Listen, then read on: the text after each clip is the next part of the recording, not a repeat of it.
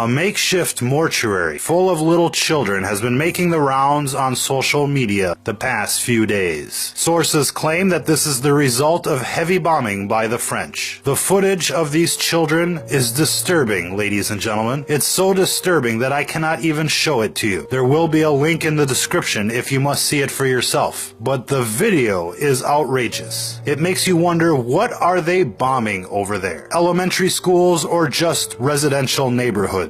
It's bad enough that we ourselves bombed a hospital just last month in Afghanistan and then ran a tank through it just to bury the evidence. But now it looks like the French have even outdone that. The French claim to be targeting training camps and terror command centers. Well, if that's the case, then what have we been doing for the last year and a half? Bombing camels and empty tents? How can there possibly be any training camps or command centers for the French to bomb after all the bombs that have been dropped on Syria already? Are we supposed to believe that the French found command centers that nobody else could find? They couldn't find the terrorists in their own country before the attacks in Paris, and now they can find terrorists in far-off places? Who's giving them their intel? How are they picking their targets? How do they make the distinction between a terrorist and a civilian? Because I saw a room full of dead little children, and they didn't look like terrorists to me. Take a look at this. This just hit the mainstream media today. You are looking at the centerpiece of a massive emergency drill. You're not looking at this from afar,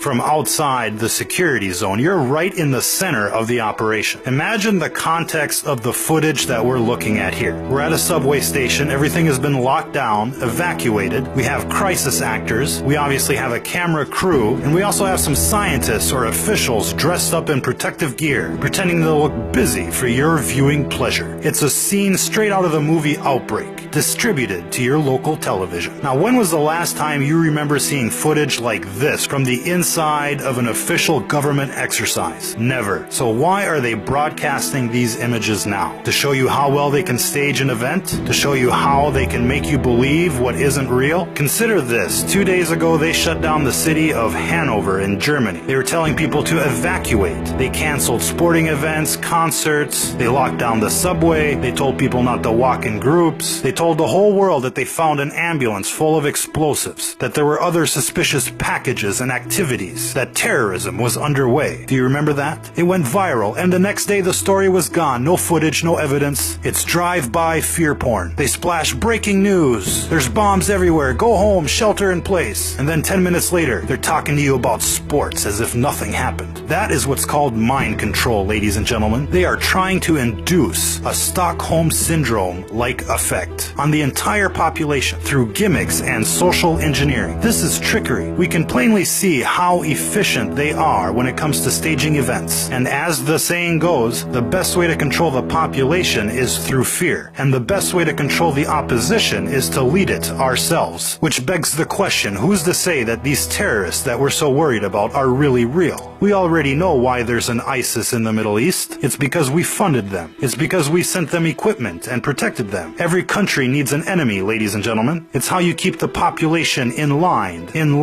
with your agenda. We create the enemy and then we deploy our democracy. If we get attacked by our enemies, we rally behind patriotism. If we kill our enemies, then we also rally behind patriotism. It's a win-win for the state and for the leadership. The only threat to this bread and circus show is the whistleblower, the inside player that lets the population know that the government is full of shit. And that's why the establishment has been quick to blame folks like Edward Snowden for the Paris attacks. They're like, if it wasn't for Snowden, we would have foiled them attacks. Listen, folks, only a libtard or a crackhead would believe a story like that. Newsflash, any person with an IQ over 50 knows we've been living in a surveillance society since the Patriot Act took effect back in 2001. People have known for nearly 15 years that every bit of digital communication is being collected. This became even more obvious 10 years ago when news of AT&T's Secret Room 641A blew their operation wide open. The Snowden documents didn't tell anybody anything that they didn't know already. The only thing that was shocking about the Snowden documents was how easy it was for one person to download the entire inventory of top secret documents. But they never talk about that. They never talk about their failures or their inability to do their job. Case in point, the Paris attackers were were officially listed in an intelligence assessment as far back as May of this year. Not only that, but French officials had the bombers listed on their official terror watch list.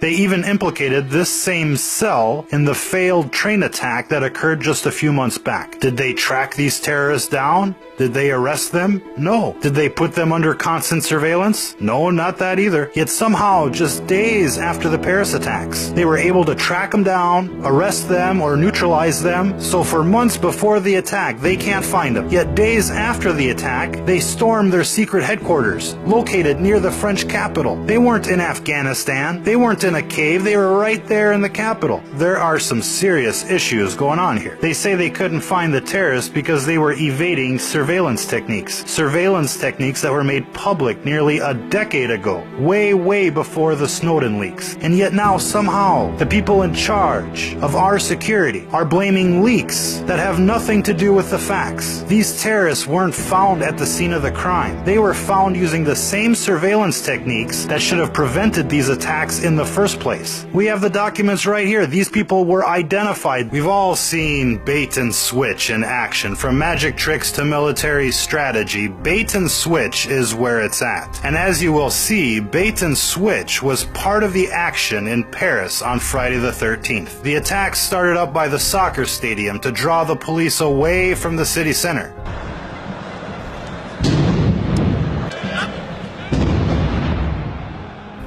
According to numerous news outlets such as the Wall Street Journal, these explosions occurred at a security checkpoint at the stadium. Generally, when bombs are discovered at a security checkpoint, well, the bomb goes off and kills everybody in the vicinity. Here's a look at the type of explosives that were being used for this attack.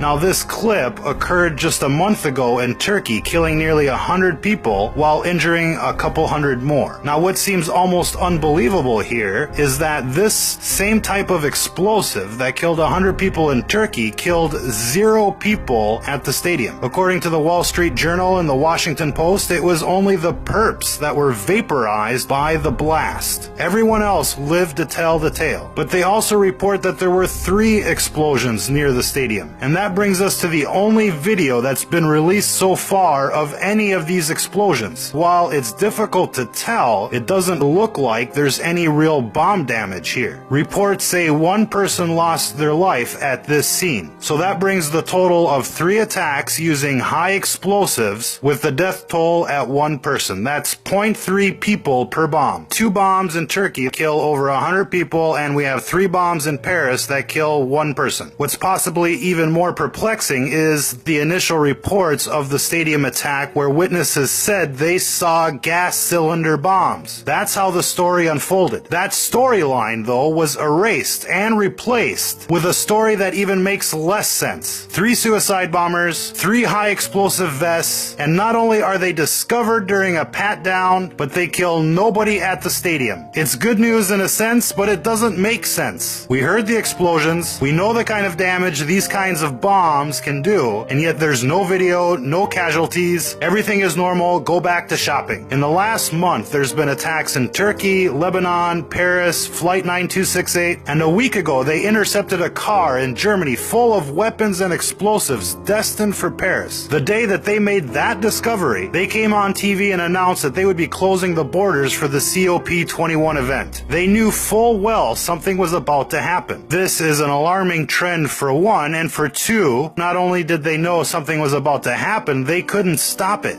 Or they didn't want to stop it. And that brings us to the next chapter of this broadcast. The initial wiki entry for the November 2015 Paris attacks. People are flipping out about this pretty hardcore, about the timestamps. But what people are worried about here is that it seems like the entry was posted before the events even took place. Then there's this. You've all seen this by now. There's this pregnant lady holding onto the ledge of a window for like 5 minutes. Seems possible or impossible. But then there's this glitch in the matrix. See how it's just the section of the building that she's hanging from that changes depth, and how the people don't really stretch or bend during the anomaly. That's what's called a chroma key issue. It looks like a green screen fail. Now this doesn't mean that there weren't any victims, but it could mean that they added this lady hanging from the window for added psychological effect. Here are some recent examples in history where the victims were real, but the storyline was fake. Operation Gladio is an umbrella name for literally hundreds of bombings carried out by Western intelligence agencies and NATO in Italy, Western Europe, the Middle East, Latin America, and Asia. From 1947 until 1981, Italian presidents have gone public admitting Operation Gladio targeted innocent civilians and was to be blamed on leftists and communists. The point here is to make it clear that this type of thing can happen. It does happen. Now this broadcast caught the attention of a lot of people and for obvious reasons. Le hasard a fait, pour vous dire, c'est que le matin, au SAMU de Paris, avait été organisé un exercice sur des attentats multisites.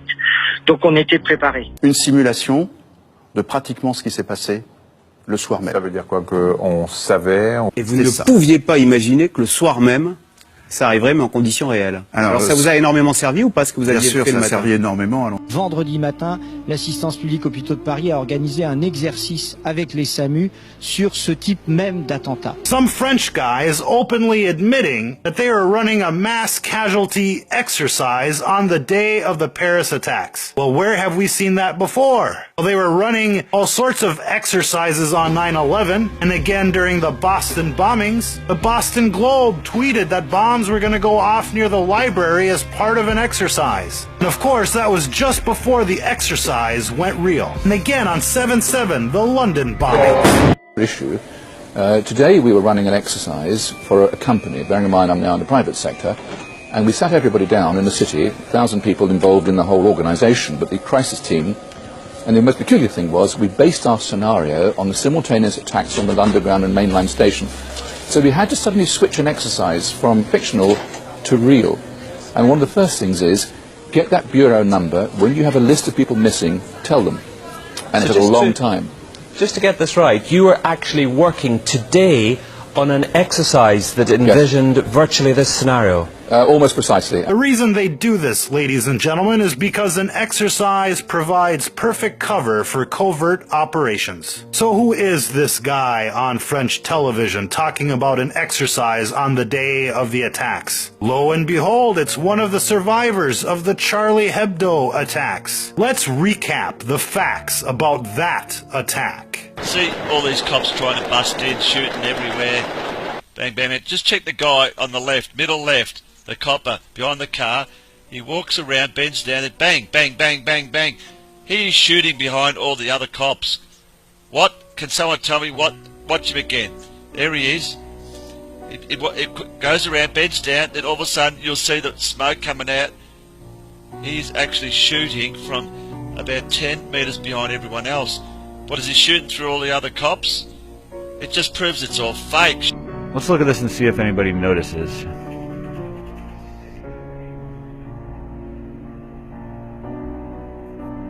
What do you notice there? Anything? Watch it very slowly. Maybe I should say focus on his hands. Did you see that? I'm going to point it out to you, okay? Okay, so he comes running out. Look at his hands. That's not a hand, that's not an arm. His hands are right here, as you'll see in just a sec. Look at that. Are his hands tied? They don't come apart there, and that's a very unnatural position to jump in or to dive in. Blood that only hits the ground and nothing else. That chair, which is on top of the so-called blood, is totally clean. Impossible. Product placement. Again.